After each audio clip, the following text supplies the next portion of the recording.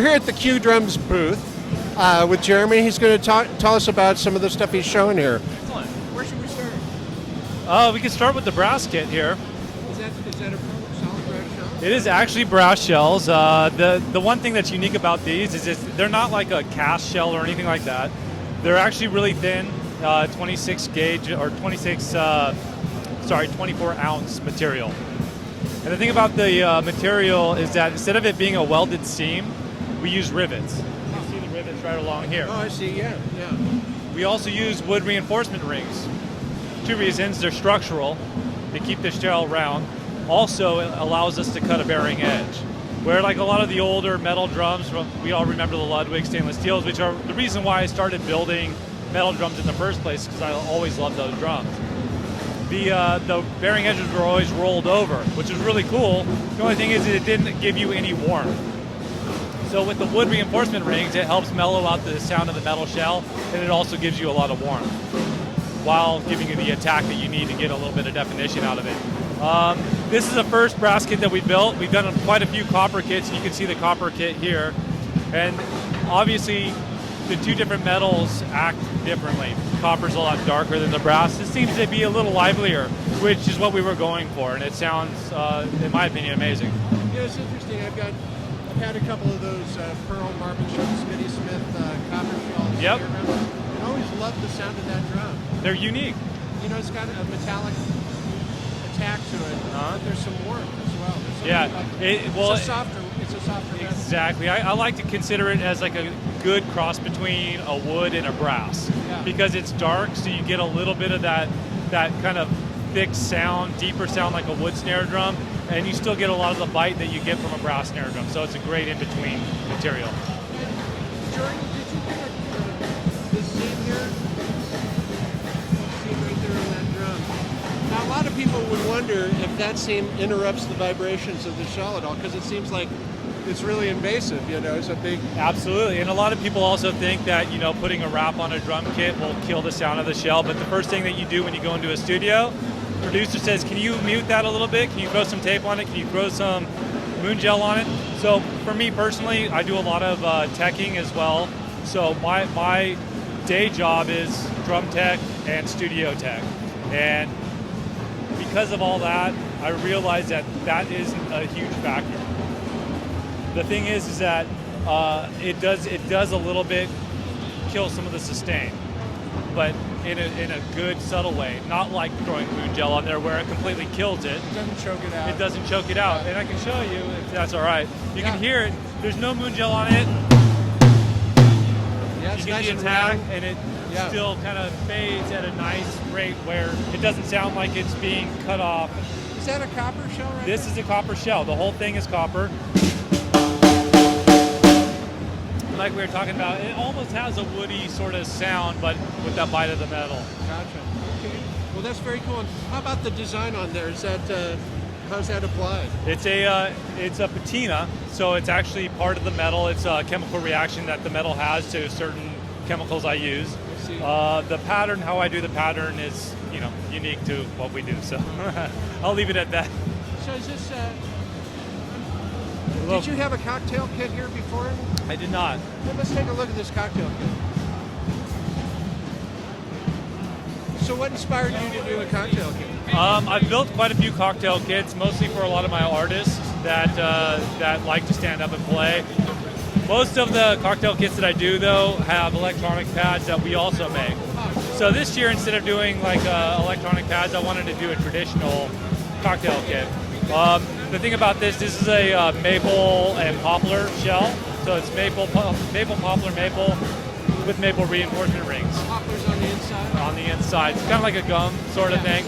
Sounds really soft, warm.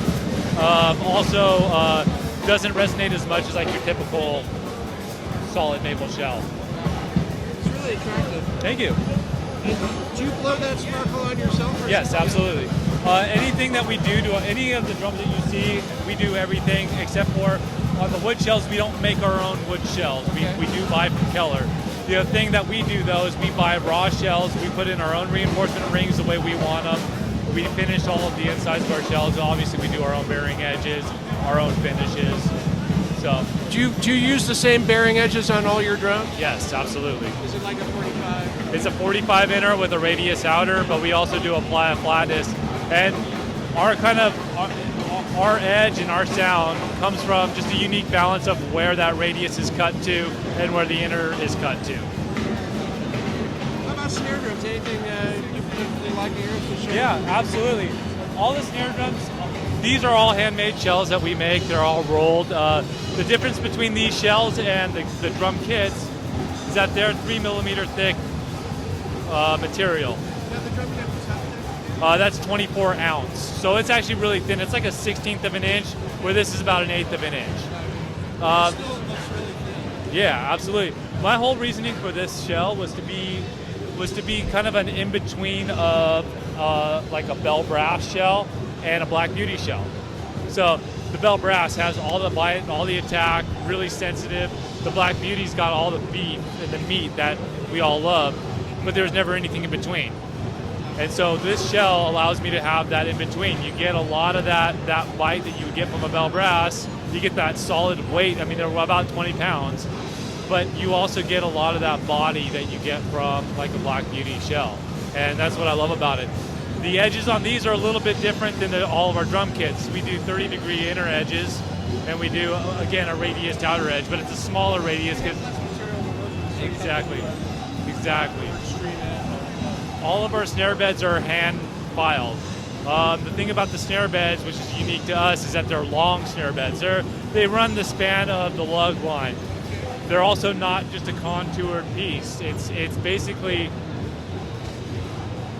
as you can see, it's very flat all the way across, which creates a perfect bed for the snare wires to lay on. So from the outer wires to the inner wires, they all sizzle the same, which allows you to put 42 strand on to 10 strand, and you'll get the proper reaction, where a lot of the guys are doing just those little cups and you can't put a 42 snare. I know a lot of guys that use the 42s and love them. Now you're following that, you're not pressing it. I file everything, yeah. It's a big pain in my ass, but I love it. It's a lot of handwork. It's a lot of handwork. So we got a couple kits up here. We have a couple kits up here. This is our mahogany, poplar mahogany shell. Also, which a lot of people are doing nowadays. Again, it's a Keller shell. But what I do differently is how I apply my reinforcement rings. They're not the 10-ply reinforcement rings that most of them come with, and they're not 3.5 inches deep. They're only 1 inch deep, and they're 6-ply. So you get more of the mahogany poplar sound, but you still get that little bit of a bite that you need from from a reinforcement ring. Now that looks like a wrap. This is not. This is galvanized steel. Is that like acid edge? No. Basically, galvanizing is when they put a chemical over steel. It's like a zinc magnesium kind of composite thing, and what it does is it turns it that fish scale 8 color. What it's for is for oxidization. It keeps it from rusting. I see. The other thing it does is it actually makes the material a little more rigid than just your typical mild steel. This is the galvanized kits were the first kits that I started making out of metal. Also riveted. I use copper rivets on these, where I use stainless steel on others. Not for any particular reason except for cosmetics. As you can see, it's also very thin gauge, and wood reinforcement rings, stainless steel screws, and all that. So because of the reinforcement ring, the edge is actually wood. The edge is wood, yeah. But the shell, the resonance that you get from the shell is from the metal, so you get that really cool kind of metallic sound. But the impact is definitely woody. Absolutely. So you get a nice warmth out of the attack.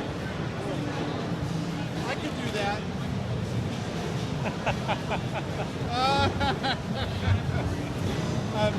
Well, hey, I think that just about did it. Thank you for showing us your stuff. It's really, you definitely have a unique approach Thank you. that sets you apart from some of the other custom guys. That's what we're going for. Ah, cool. Well, have a great show. Thank you. You too.